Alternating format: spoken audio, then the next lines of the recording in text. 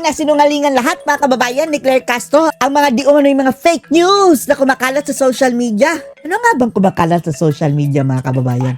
Marami tayong nakikita. Unang-una, patay na daw si Marcos mga kababayan. Pangalawa, nakaratay. Pangatlo, may stage 4 colon cancer. Pang-apat, nabarada daw ang puwet mga kababayan. Lahat ng iyan mga kababayan, pinasinungalingan ni Claire Castro. Anya, maganda naman daw ang lagay. Lagay na nagbitay ni Bongbong Marcos mga kababayan. Healthy. Wala naman daw malubhang karamdaman. Kaya mukhang nasupla pa ni Claire Castro mga kababayan ang nagtatanong na si Ivan Mayrina dahil anya, kayo dapat ang mas nakakaalam yan dahil kayo ang mainstream media. Sabi naman ni Ivan mga kababayan. Kaya nga nagtatanong sa inyo para malinawan. Panoorin niyo po ha. Yusek, may scheduled attendance si Pangulong Marcos kanina sa isang event with returning OFWs but he skipped. Mayroon pa palang isang yung mga bumalik na OFW mga kababayan. Yun sana ang walang duda talagang hindi recorded. Dahil dumating galing sa Middle East Ini-skip pala ni Marcos. The event. Is the President well? Kumusta po siya? Definitely. Definitely! Well daw mga kababayan si Marcos. Mamaya po ay magkakaroon po siya. Naku, naunahan mo na ako. Naunan. Parang sira ulo ito si si talaga Claire Castro magsalita mga kababayan. May bibigay pa naman akong good news. Good news! Oh Lord, kailan ka pa nagbigay ng good news? Lahat ng lumalabas sa yung bunganga parang mga kababayan. Parang wala nang mabuti. Puro masama. Magkakaroon po mamaya ng oath-taking with the vice mayors.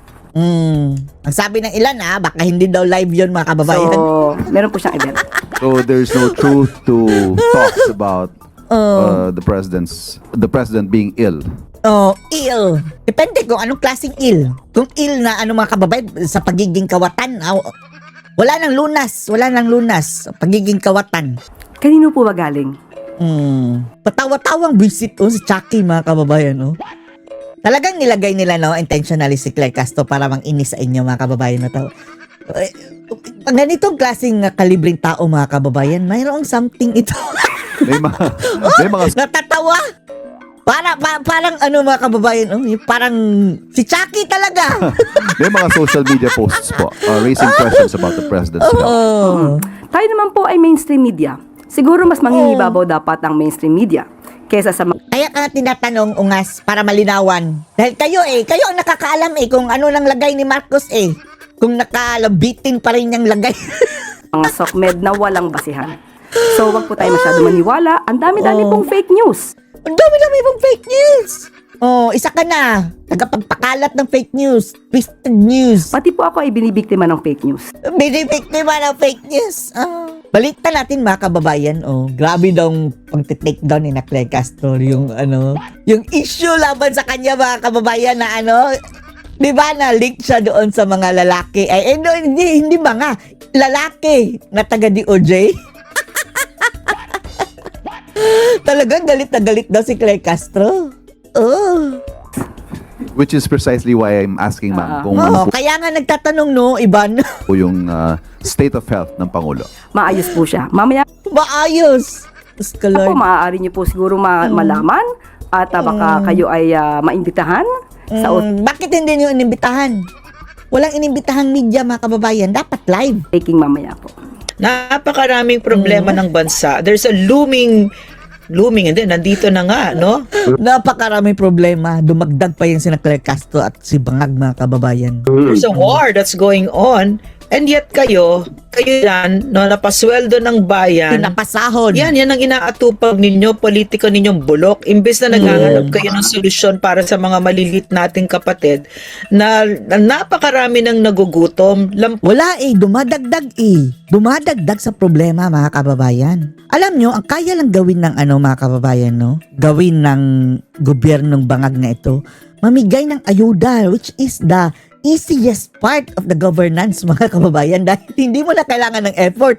Pero, yung ayuda, mga kababayan, limitado lang yan. Limitado ang iyong resources, bangag. Paano kung hindi lahat natutulungan yan? May ilan ka nabibigyan, pero pangkalahatan. Hindi yan nararamdaman, sa totoo lang, mga kababayan, bigyan ng ayuda. For a while lang yan. Isang araw nga lang siguro yan. Hindi yan nare-resolve ang talaga, buong problema. Lampas na siguro 7 out of 10 na napakarami ng nagugutom. Lampas na siguro 7 out of 10, 8 out of 10 na ngayon. Pwede. Pero hindi sila naghahanap ng solusyon. So, Iyan talaga, mga kababayan, krisis sa gasolina. Bakit yung ibang bansa, mga kababayan, hindi yung ganito, kataas ang increase sa gasolina, mga kababayan? Less than 50% lang. Tayo, in the whole world, mga kababayan, tayo ang pinakamataas na. Tapos, tataas pa ngayon, mga kababayan, yung diesel 170 per, mga kababayan, per litro. maganda na marami nang nagsasalita. Bakit? Wala bang mga kababayan ang gobyerno dyan?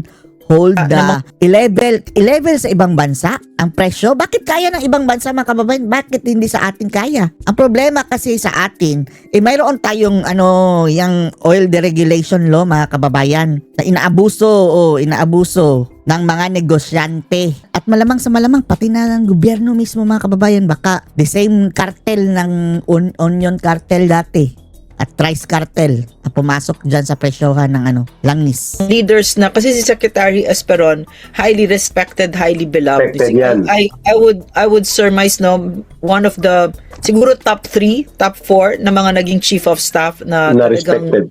respected, at saka pinaniniwalaan. I can tell you why. Talagang, I can say why. Kasi Tama. talagang karapat dapat siya. Yes, So, I agree. he's also sickened by all of this, as we all are. Kasi ang tinitingnan na natin ngayon, existential threat na talaga si Marcos sa Pilipinas. Talagang nilagay niya talaga tayo sa bangin. Andiyan na tayo. Nilagay tayo sa basurahan, mga kababayan. Dinala tayo sa inidoro ni Marcos. So, kailangan talaga lahat tayo ay nagsasalita na hindi na pwedeng hindi. At saka kaya nga sinasabi ko, yang sila Dave Gomez, Aha. At saka yung troll farms mo, Dave Gomez. Ikaw Troll ang pinaka-master farm, ngayon ng kasinungalingan. I agree. Grabe, mga kababayan. Kaya yun, sina Sir Jack, tinrabaho ng mga trolls ni Report, mga kababayan, ng mga trolls ni Bangag. At yung mga ang style nila, mga kababayan, i-hack nila. Tapos, matitake down ang page. Yan ang style ngayon ng mga bangagers. Ng amo mong si Lisa Marcos at saka yung si Bongbong Marcos, Swangit. kayo ang mga master sinungaling at talagang pag dumating na ang takdang panahon, kailangan kayong singilin sa pagsisinungaling, panloloko nyo sa Pilipino. Agree. Death penalty yan, dapat, mga kababayan. And ma'am, bago po natin puntahan ang isang balita na gusto ko rin kuhanan ka ng reaksyon at pananaw din natin sa programang ito, ay nais nating ituwid itong deklarasyon niya ni Marcos Jr. sa Ano na naman deklarasyon ng Bangag? pamagitan ng executive order na nagdideklara ng national state of Wala naman. Mayroon na siyang deklarasyon, mga kababayan. And then what? Ano nang nangyari, mga kababayan? Wala tayong narinig na mayroong alibyo, mga kababayan. Alleviation. Poverty alleviation na nangyari. Nada. National Energy Emergency. Panloloko lang pala, Ma'am Lorraine, nang tinignan natin kung ano ang kanyang... Kasi Another budol. hanggang monitoring lang sa price. Gusto, Lord. But there will be no intervention of regulation. There will be no intervention of centralized Paano importation. palaging state of emergency yan, mga kababayan? Coordinated supply and negotiation government to government. So kahit umabot ng 160 pesos per liter ang ating diesel at 130 pesos per liter ang gasolina, for as long as hindi po magkakaroon si Marcos ng categorical declaration by the authority of Congress na emergency power for 8 months until December lang, for example, lang Ma'am Lorraine, isuspend ang oil deregulation law, government will intervene in the pricing, distribution, importation, and supply protection, and subsidy of fuel prices, and subsidy of fare, subsidy of public transportation. Wala pong mangyayari dito sa kanyang Yan, kabulukan na talaga, mga kababayan, ng Marcos. executive order. tarantado talaga. Tarantado. Eh, Oh. Yung sinabi mo in the regulation, yan, hindi niya alam yan. Seriously, what do you think? You think alam niya yan? Hindi niya alam. Wala siyang alam. Hindi nga ma'am, kasi monitoring lang ang gagawin nila. Yeah, ma'am. yeah. Oh, wala lang monitor and then walang gagawin din mga kababayan tapos mag-monitor.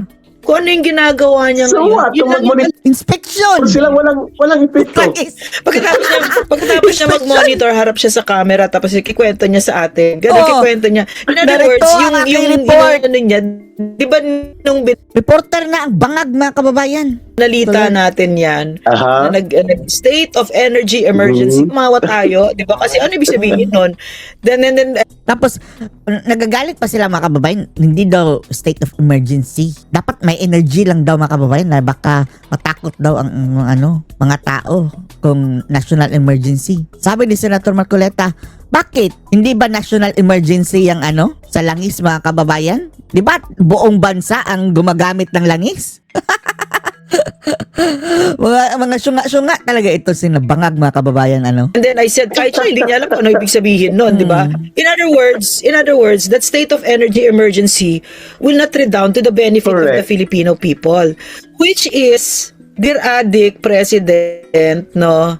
Ang purpose niyan, siguro umutang yan mga kababayan.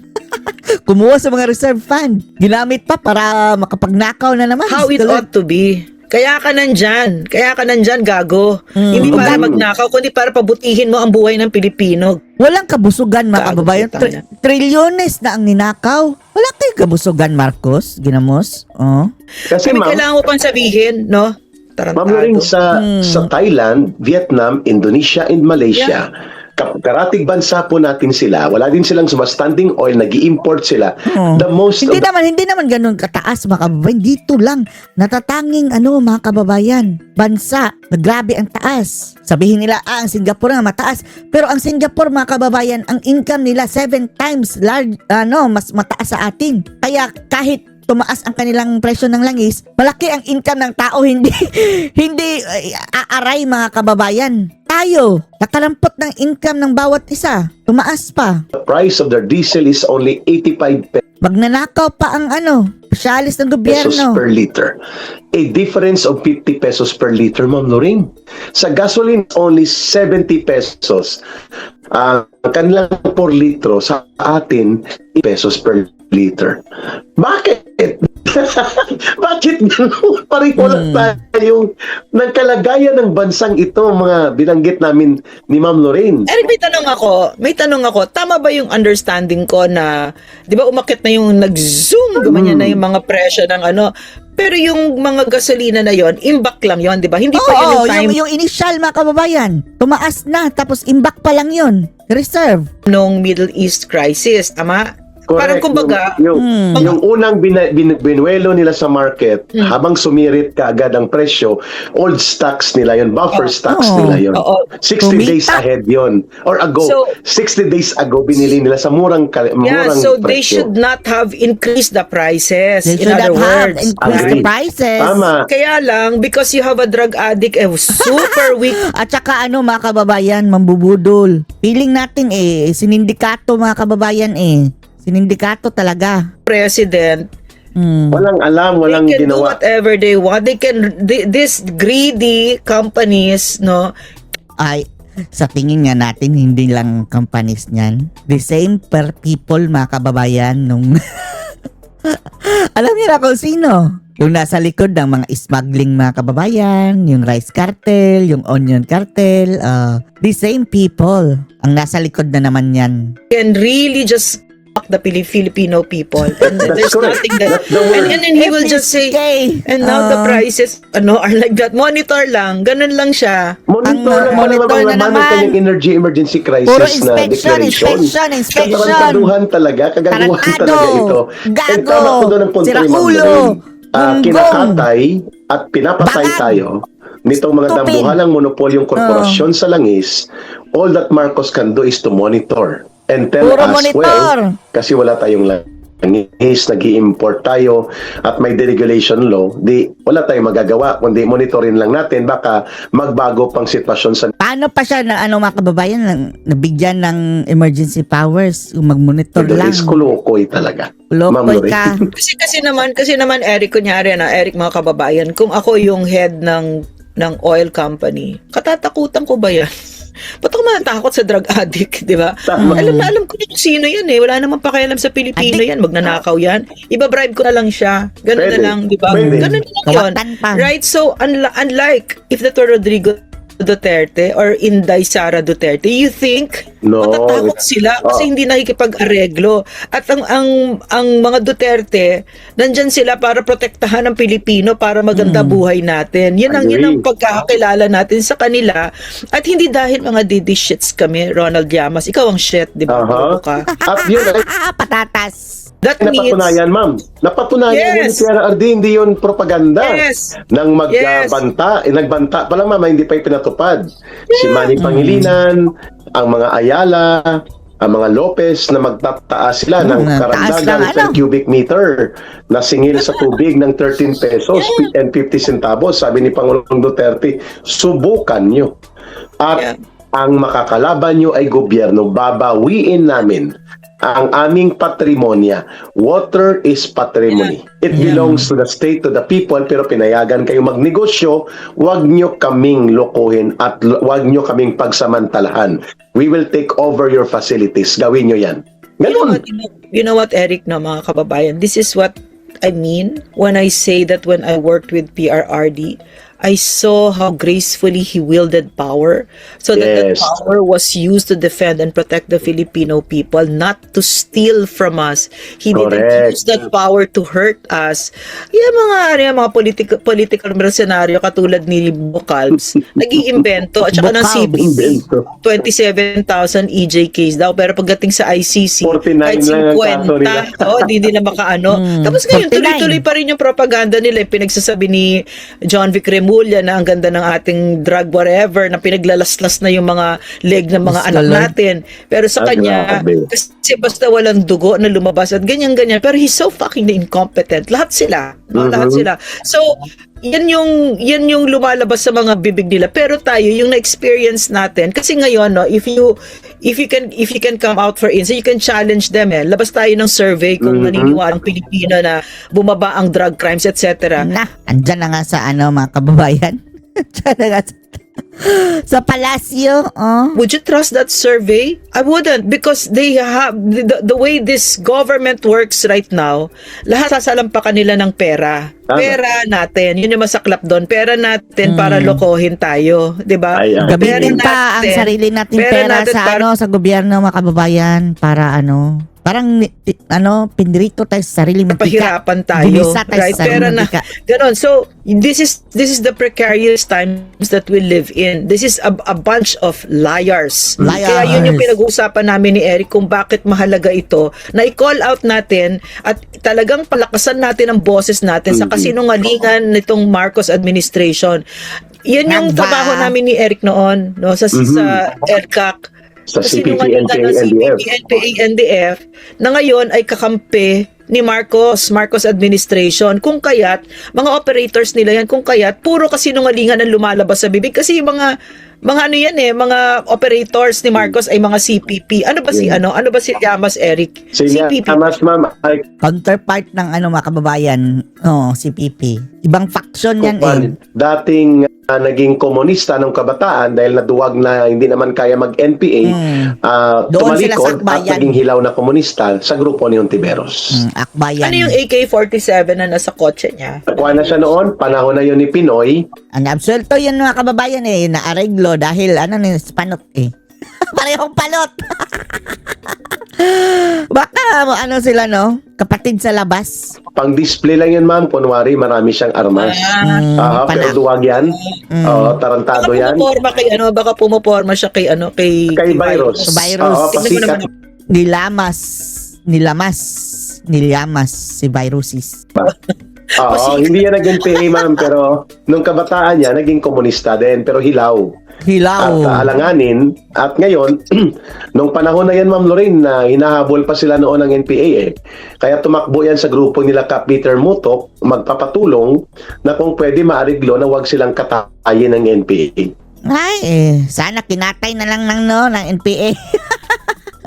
Bakit hindi nakatay? Sila Hontiveros, sila kaya alam ni Kap Peter Mutok ang kanilang love story. Yun pa din sinasabi ni Peter sa akin. Nag-message nga siya. Marami siyang ibubunyag, sabi niya. Love story. Love Dahil doon story. lumapit. Pero, Ayan, bagay na bagay talaga Yeah. sila, no? Parehong mga, mga kababayan, mga parang may problema sa tuktok. ano yun, Eric? Ano Doon yun? lumapit sila Byros, saka sila Boy Calvo, Boy sila Mas. Calvo! Oh. Pero bakit ganon? Hindi naman sila CPP pero kampi sila ng CPP ngayon. Ngayon lang yan eh. Pero ang common sa kanila mga kababayan, yung pagiging, yung mga komunista. Hindi man full-blown mga kababayan, pero yung ideology ng communist, yan ang common sa kanila. Paano yun? Dahil Can you iisa ang explain kanilang it? interest. Which They have a is? common interest, which is to destroy and prevent the resurgence of Duterte brand of leadership and the yan. Duterte leadership in government.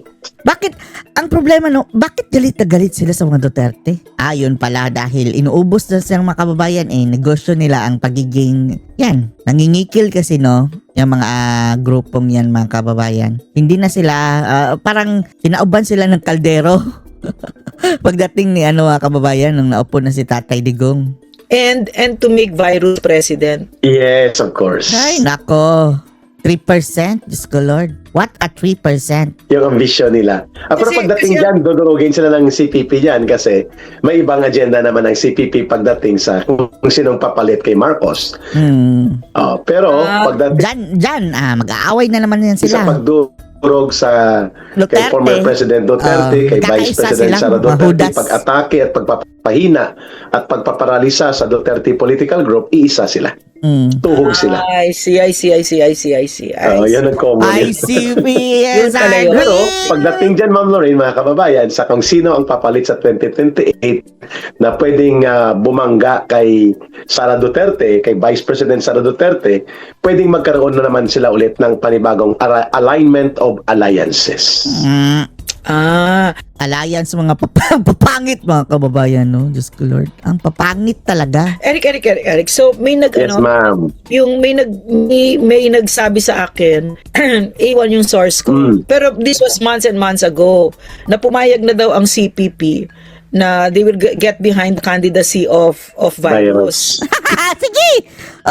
Wala namang mga kababayan pumipigil sa kanila. The 3% virus mga kababayan. Is that possible? That can be a possibility in a tactical alliance. But they are more inclined to support Leni Robredo, ang CPP. I see. So, Ano nakita nila kay Lenny mga kababayan, no? Para kasi uto-uto si Lenny, no? so basically, Or Bam Aquino. Mas yun ang Lalo ka na pagpag. manok nila. Sige, so go, nagsisinungalingan sila. O sige. Kaya pinapipilitan nila mga kababayan, no, na i-Vice President. Sila Llamas mga kababayan, gusto nilang ipatandem si Bam kay Sara. Akala ba natin ayaw nyo kay kay Sara? Bakit magpapatandem kayo kay Bam? Yun pala, mayroong plano mga kababayan na kung mananalong Vice President si Bambam Aquino sa tulong ni VP Sara Duterte, i-ooperate na nila si Sara mga kababayan. Pudas talaga. Oo, nagbabantayan. Virus, ano ka namin, ikaw ganun. Pero mamaya Virus. Kaya nilalaglag nila kasi once Leni Robredo decides to run or Bam Aquino, mas doon ang kiling ng mga komunista ng CPP, NPA, ADF. Bakit? Uto-uto nakokontrol nila. Veros, hindi nila mapagkatiwalaan. Sila kalbo, mga Kalaban yan ng mga kababayan. Akbayan rival group ng mga CPP, NPA. Gusto nga nilang katayin yan And later on. Magnanakaw, galit sa kapwa, magnanakaw. Yeah, that's correct. Galit. That's correct. Kapwa magnanakaw. Pero mo ito mga sinungaling, walang tiwala dito kay kay virus kasi numero 1 sinungaling yan, sila ni Alam nila blahibo ni Bocal. And they can smell their own kind mga Diba they kababayan. were named by CJ Corona as the operators, no? Aha. Nagbabayad yan, no? Eh, pati yung that alias Rene said so, di ba? Na binayaran ako Oh, virus. ni Hontiveros para magsinungaling tungkol kay Pastor Kibuloy. And then Agree. she sued cyber Kulong talaga yung mga virus na yan mga kababayan. for cyber libel, Cyber mga libel, bloggers, no? ganyan. But it was dismissed. It was Ang kay dismissed alias by Rene news. at man pinaakyat, parang pinagbigyan daw si Hontiveros. Yung sa amin na-dismiss, pero yung kay alias Rene, sinampahan niya ng kaso. Pero tingin ko madidismiss pa yan, Ma'am Lorraine. Kasi wala naman talagang batayan doon. Nag-reveal lang si Rene ng katotohanan sa kanyang karanasan nung mali doon. Di Pero ba? ano, Pero piperwisyuhin niya. Hinahabol niya si alias Rene. Sasalutin. pero laskado siya kasi Oo.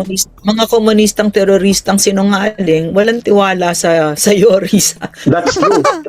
Nagpatulong nga yan kay Nabistong pagka love story. Love story. Nagpatulong doon kina ka Peter Muto. Sana all. Kausapin ng mga all. komunista kung Sana- pwede wag nang ituloy ang pagkatay sa kanila. Oh my gosh, grabe. Ma'am Lorraine, babalikan natin sa next episode natin ang Meron pa ako isa pa papanood. Pwede bang pwede pa ba? one last? May oras pa ba kami ni Kasi- Ma'am Lorraine? Ano yan? Pwede pa ba? One last. Sige, Gusto ko fine. marinig. Si Attorney Respicio ito. Sa Davao yata yan, sa Davao. Okay. Instead na suportahan mo ang nagpanalo sa iyo bilang presidente, ipinahuli mo pa ang kanyang ama sa Oh. True lala. Taiwan! Wala kang utang na loob! Wala talaga utang na loob. Ayan, malinaw yan, Ma'am Lorraine. It was in Davao also. Kay General Esperon, doon yun sa harap ng Batasang Pambansa Complex. Kay Attorney Respecio, nasa Davao din yan. Maganda yung statement na yan, Mama. Wala kang utang na loob. Talagang tumpak, walang utang na loob. Ano masasabing dito mga kababayan? Post comments below.